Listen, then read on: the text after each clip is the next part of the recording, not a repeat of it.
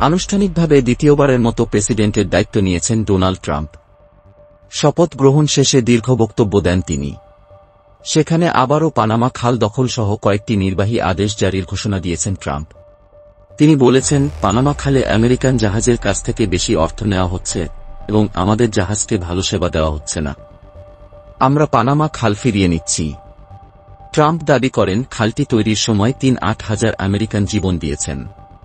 এছাড়া চীন এটি নিয়ন্ত্রণ করেছেন বলেও দাবি করেন তিনি, যদিও তার এই দাবিগুলোর সত্যতা নেই।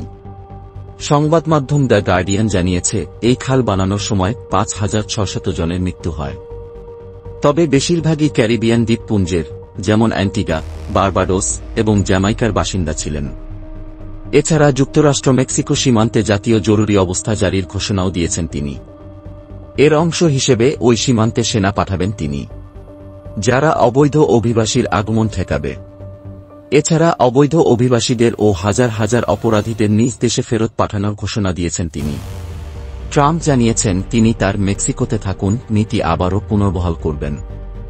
অর্থাৎ যারা যুক্তরাষ্ট্রের অভিবাসী হিসেবে আসতে চান বা আশ্রয় নিতে চান, তাদের প্রক্রিয়া সম্পন্ন হওয়ার আগ পর্যন্ত মেক্সিকোতে অবস্থান করতে হবে। এছাড়া মেক্সিকান মাদক গ্যাংগুলোকে বিদেশি সন্ত্রাসী সংগঠন হিসেবেও ঘোষণা দিয়েছেন তিনি।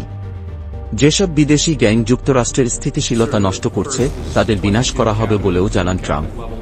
নতুন করে দায়িত্ব নেওয়া ট্রাম্প আরও জানিয়েছেন, মেক্সিকো উপসাগরের নাম পরিবর্তন করে তিনি এটির নাম আমেরিকান উপসাগর করবেন। ট্রাম্পের বড় ঘোষণার আরেকটি হল জাতীয় জ্বালানি শক্তি জরুরি অবস্থা জারি করা।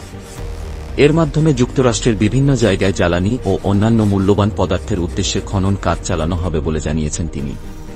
এছাড়া যুক্তরাষ্ট্রে বৈদ্যুতিক গাড়ি বানানো ও মানুষকে কেনায় উদ্বুদ্ধ করার যে নীতি আছে, সেটিও বাতিল করা হবে বলে জানান তিনি। ট্রাম্প আরও বলেছেন, বিদেশি দেশগুলোর পণ্যের ওপর শুল্ক আরোপ করবেন তিনি, যেন মার্কিনিরা ধনী হতে পারেন।